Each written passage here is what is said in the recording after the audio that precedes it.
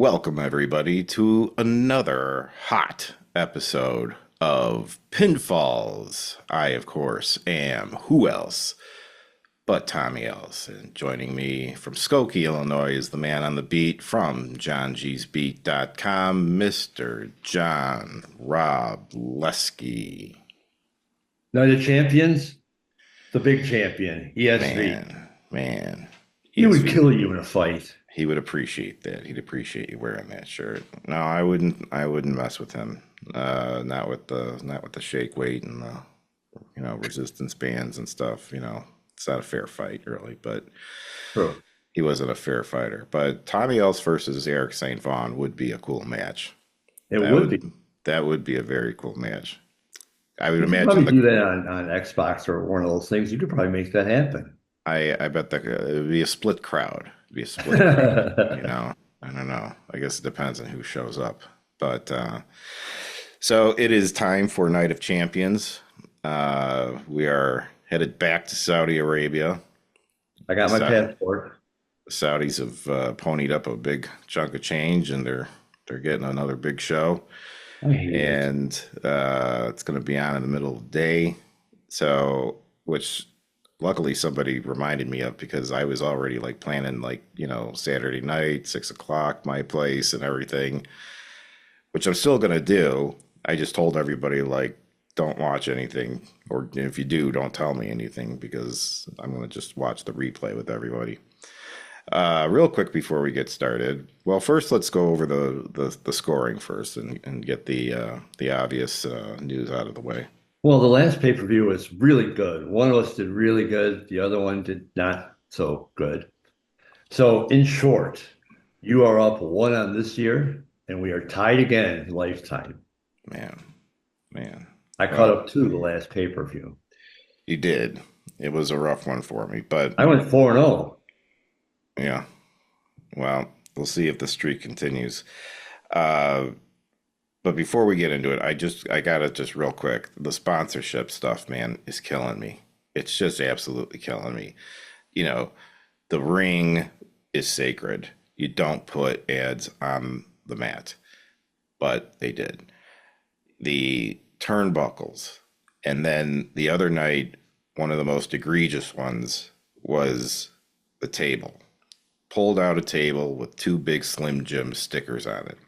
The table is not technically supposed to be under the ring. Now we all know that there's tables and chairs under the ring, but when it's sponsored, then it's clearly been planted. I don't know. And then and then at Money in the Bank, they had the big ladder. The biggest ladder was sponsored by Fireball, covered in orange and or yellow and red. Yeah. I mean, if you're an independent promotion, I get it. You can just sell the hell out of everything. I don't care. You got to do what you got to do to get by. But this is the WWE, and I just absolutely refuse to believe that they need the money that bad. And I know that they do this in like every other sport, and that they do it in UFC. Well, no, they don't. I mean, not quite so much. Yeah, advertising is taking over a lot of sports, but you don't see it on the bases in baseball. No, but it's on the pitching mound now, and now all of them have to wear the sponsor patches and stuff like that. Well, the pitching The mound is more, the it's Mar more subdued. the Marlins were here the other day, and they had the Nintendo Switch 2, Yeah. which was like a gigantic block red thing that completely clashed with their uniforms. I mean, at least the ones on the Cubs, like it fits the color scheme and everything, but it's still it's like they can just digitally put stuff up on anything. I don't know. They're gonna do what they're gonna do, but I am not a fan. And it's just like after it was like the ladder was bad. Then seeing the table, man, I just was like, man, well, the chair is inevitable. And then after that, I mean, what are they gonna have a bull rope made out of Slim Jims or something like that for the next bull rope match? I mean, like, what the hell No, is let's have the next? rope provided by Dick's Sporting Goods. Yeah, I don't know. I Or wrote an they, article for GT many years ago about how I thought sports would eventually go into like the Coca-Cola Cubs of Chicago. yeah. Sponsored corporate sponsors would eventually they take all the stadium names, so why not incorporate it into full name? And I don't even mind because at the end of the day, Wrigley Field is, that's a company name, Wrigley. Well, it's a name. It's a family name, really. Yeah, but it's still like I get it, but like when you have like guaranteed rate, it's like, come on, guys, at least make up a name or do something clever with it. If your name is that lame as guaranteed rate, then don't name your field after it. Just you can have your logo and your stuff all over the place and everything, but people, I can't get behind it. Well, All right. I'm with you on that. Well, I won't dwell on it, but Can we get sponsorships? here, Yeah. don't worry about it. All I right, don't let's want start the none of show. that. So, let's start it off with a big one. We'll go with Ripley versus Raquel Rodriguez in a street fight. So Rodriguez is finding herself in an interesting position right now, as Liv Morgan was just recently injured last week on Raw. One of those things, man, just took a flat face bump and her shoulder got locked up and then popped out, dislocated in just like a split second. And dislocated shoulder can be a really small thing, or it can be something that's, it just depends on the way it comes out. And it sounds like it didn't come out good because sometimes you just need like a week and you'll be all Yeah. right, but they're looking at 3 months, they're saying right Hers now. look bad. Yeah. I mean, so for her to like, legitimately tap out in the beginning of the match and be out like, I'm out of here, that's bad. So Rodriguez, being the other half of the tag team champion, just is now on her own and still holds the title as of right now. I don't remember what they're doing exactly with her in terms of finding a replacement or I don't think whatever. it's decided yet Yeah, or I think announced it. it yet. Yeah, I think it's up in the air. But Rodriguez has she's been sort of like trying to build her status inside of the Judgment Day, and so this is a big match for her. I feel like Rodriguez has been around enough now that she needs to get some sort of decent push. And I think that she's kind of going to be thrust into that position now, whether she's ready or not, on account of Liv Morgan. So, with this street fight and that opening up the lack of rules and having the Judgment Day behind her, I am, as much as I love my Rhea Ripley, I am going to go with Raquel Rodriguez. That's an interesting take that you had. I have to go along with that. I think it's time for Rodriguez. They have been giving her a big push, so I see her. Ripley doesn't really need it, so I see Yeah. Rodriguez taking it. Okay. Good All right. analysis, huh? Okay. Next one. Sami Zayn versus Karrion Cross. This is probably the least interesting match on the card. What? But I thought you were a big Sami Zayn guy. Weren't you pushing for him all along? Well, I mean, it doesn't mean that I don't like either one of these guys. I just don't think that this is that intriguing of a match. I don't know. All We'll right. see. I'm saying, versus the other ones on the card, Okay. All it's, right. geez, jumped down my throat. So Karrion Cross has been kind of like picking on Sammy backstage lately, and he's just like giving him hell because he's always saying he's like, I'm gonna do it. I'm gonna win the title. I'm gonna be a champion and all this stuff. And every time he goes and he gets an opportunity, he thus far has come up short. And so Karrion Cross is not wrong.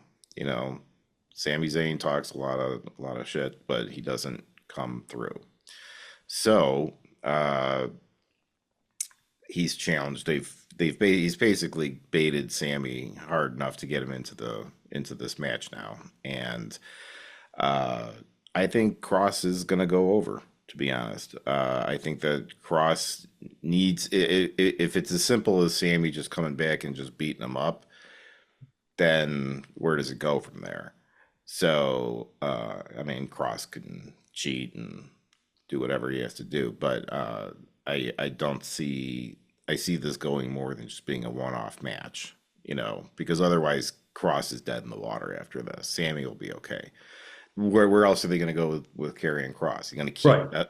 he can't keep bugging him after he gets beaten by him.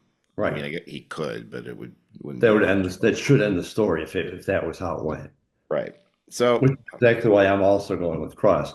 I think ultimately it's going to lead to a Sami Zayn heel turn. yeah. Possibly at the end of this match, he gets beat down. He loses and he beats up Cross. I don't know eventually, but I don't have to predict that. I just have to predict that Cross is going to beat him this match. All right. So, let's see. We'll wait for the king and queen in the ring. Let's look at Jacob Fatu versus Solo Sikoa for the U.S. title. So, Jacob has found his way to break free of Solo and whatever group it is that he's working with right now. I can't keep track of all of the bloodline or Samoans or just buddies or whatever the heck he's working with right now. Sort of like the old NWO. It's just got, yeah, I don't know. I mean, they're not, I know they're not even calling themselves the bloodline, but it's just like, it's the Yeah. same old shtick. Solo feels, Solo was in the Money in the Bank, and that was when Fatu turned on him. And since then, they've been at each other's throats, as it's known to happen in professional wrestling. And Fatu obviously a very big fan favorite right now. I mean, they really have tied a rocket to him, and they're I don't see his U.S. title run ending right now. I think that's going to be one of those feel good matches where you just are glad to see Fatu beat the crap out of Solo. So uh, there you go. I feel good too. I think I agree with everything you said. I think we might see the entrance of a new member, another Samoan somewhere off the line. It wouldn't shock me in the least. So I don't know how that'll play in. I did hear somebody, just a rumor. Obviously I don't have any backstage info. I heard somebody said that they thought that somebody's Samoan is going to come in on Solo's behalf, but whether he does or doesn't, I'm still going with Fatu with Jacob. Yeah. All right. Now they at this will be having the King and Queen of the Ring finals. Now I am not a fan of them doing the King and Queen of the Ring the way that they do. Nor am I. Hate I it. I like the original format where it was one night, a one night tournament. It's what made that pay-per-view unique because the whole pay-per-view was the tournament. And it made the And winner have to go through two or you got three. to go through three matches. Yeah. Yeah. And that And was tough.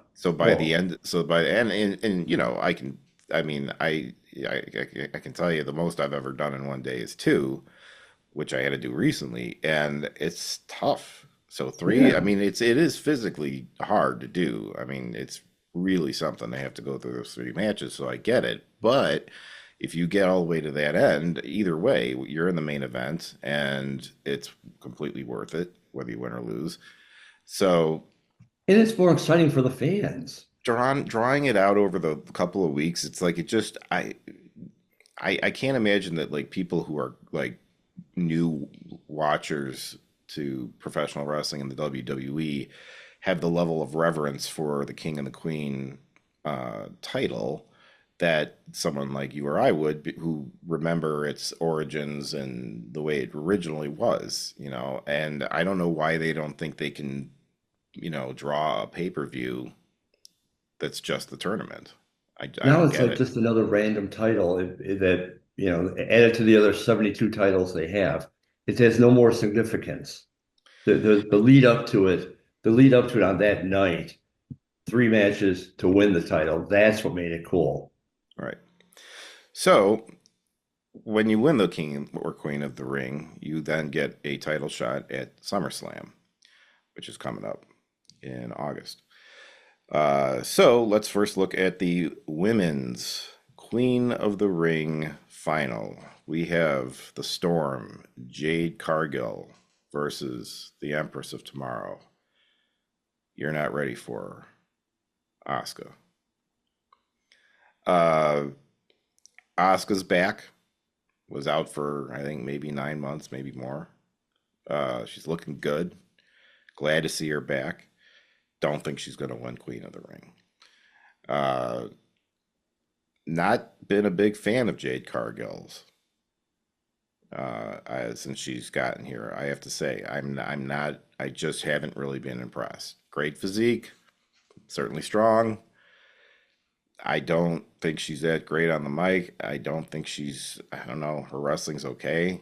I don't know, but she's at a point where like if they don't do something with her now, it's nothing's gonna happen with her. They can't have her. Uh, she's gonna need this win.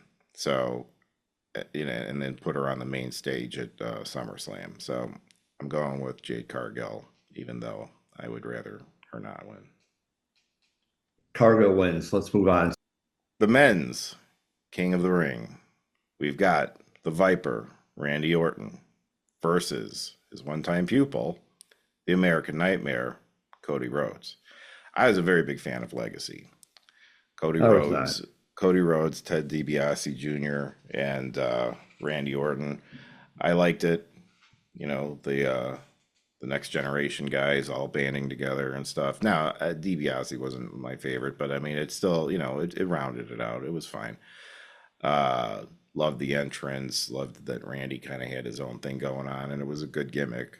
But so we find ourselves here, and this one's a pretty easy one. I say Rhodes for the win. I mean, sending Rhodes to SummerSlam is basically sending him to face Cena, and Orton and Cena already went at it, and WrestleMania matches are often rematched at SummerSlam, and this would be a WrestleMania rematch. So it just makes more sense. Cody, it's just helping further the Cena storyline, which I'll get into in the next match. But yeah, I'm going Rhodes. See, this is why I get confused because I would agree with you, except if Rhodes then fights Cena, and we could talk about it more at the next match. If Rhodes fights Cena at SummerSlam, Rhodes has to win. Cena's got to lose the title. Rhodes is the guy they're building up to win. That'd be way too soon for Cena to lose his title. Then you got the rest of the year, his farewell tour, where he's what? Just a I agree. guy? I agree, but I don't think that he would lose the title to. I don't think he would lose the title. I don't think he would lose. I don't think he's going to lose to either one of them. To be honest, I just You don't think Cena's losing to Orton no, or Rhodes? no. All right, well, we'll get into that. But I don't see it being Orton. Or we don't need to see Orton versus Cena again. It just happened like two pay-per-views ago. I Yeah, mean, so it's too soon anyway. It doesn't make sense. At least there's been some time between him and Rhodes, and hey, sometimes you have those two, you have the guy who's like lost, two out of the three matches, but that third one is the one, in the rivalry, I had one with our friend Cody Jones, who just recently retired. So happy retirement, Cody Jones. did you also have one Uh, with BD Smooth? Yeah, I did. But what my point was is that when I faced Cody, our first two matches, I lost, and then I won on the blow off match at the end, in the third one. And that was really all that mattered. It's like the two losses meant more because for me Right. to win the third one then. So it doesn't mean that, if Rhodes loses this, that he can't still be the one to save the day at the end of the year.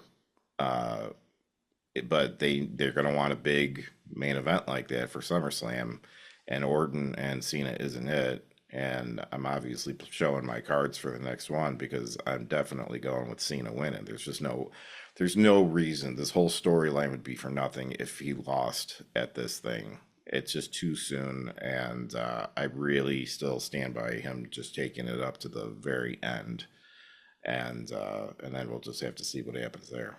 Well, I know we're skipping ahead, so I will say yes. I think Rhodes is going to beat Orton, and then we'll deal with him at SummerSlam later. I disagree with you. I don't think it's going to be to the very end because then it's way too predictable. If it's the last match of the year, or the last pay-per-view match of the year, and Cena still holding the title, who doesn't think he's going to lose? Unless, I mean, does he retire with the title and then there's a tournament or something after that? Well, I mean, tradition is that your retirement match you always lose, title Not if you or retire with the title. title or otherwise. Well, I mean, but see, that's where I got to see where the story is at that point, before I can make that call. But yeah, predictable. Yeah, I agree. I mean, I've been saying it pretty much since I understood what the story is I've got the title and I'm going to take it with me. Well, then, yeah, it's going to come down to the end. It's just like when Punk did it, 10, 11 years ago or whatever. Yeah. I mean, the whole story was if he beat Cena, he was leaving with the title, you know. But see, he wasn't retiring though. Right. That That's was a little different. that was the And difference. predictable is not bad. We discussed that before. Predictable is not bad if you got the big payoff. I Well, just and don't it's think, it's it's the story that is told because like, it's like if somebody spoils a movie for you, sometimes you like the ending, sometimes the story in the movie is still good yeah, enough that even though you know how it's going to end, you still, enjoy it. So, I just don't I don't see that huge payoff when if it goes to the last pay-per-view and Cena loses, I don't see the huge payoff at that point. I do. I think it's just people will be because whoever it is that ends up doing it, it's gonna be. I mean, everyone's relieved, and or if they do try to shock everybody and like have him leave with the title, and maybe like his contract is, unbeknownst to us, really not over at that point or something like, who knows? I don't know. It's like I said, There's a rematch clause. I can't evaluate that until we get to that point, but I think we're going to get to that point, though. I think it's going to come right down to the end. Well, we disagree on that part, but that doesn't play any role in this pay-per-view. So we're 5 for 5. All right. So that means that I win and keep on retaining my title then for You the next. win what? Well, I'm not going to lose anything. So if You're it's well, you wrong, didn't win. You're still winning. It's yeah, that's true. Well, active. but winning, I win on a day. I'm winning on a daily basis. So I win. I win right now. I'm winning. I know I'm losing today. I'm winning right now. I will win tonight. I will wake up tomorrow as a winner. God. I look in the mirror, I see a winner. I look at you, I see a wiener. Wearing a great shirt though. So, all right, everybody. Well, there it is. Deadlocked on our ends. Damned exciting, I know. But if you have varying or disagreeing opinions with us, please do let us know. Say something in the comments, and hit us up. We would love to hear your predictions and your reasons behind them as well. What? I don't know who it was because I can't recognize the name, but somebody did comment on our last pinfalls and actually said that one of us had some really good thoughts. Yeah, I'll look and see who that was. I'm sure I could probably find out which one of your buddies It that was. wasn't me. Uh, so, well, all right, everybody. Remember the show is in the middle of the day, depending on where you are. It's noon here in the central time zone for us Midwestern folks, and you can do the math from there, wherever you are. And we'll be back again for the next pay-per-view. And until then, as always, I, of course, have been who else but Tommy else. And with me, the man on the beat, still trying to get the card down, Mr. John Wroblewski.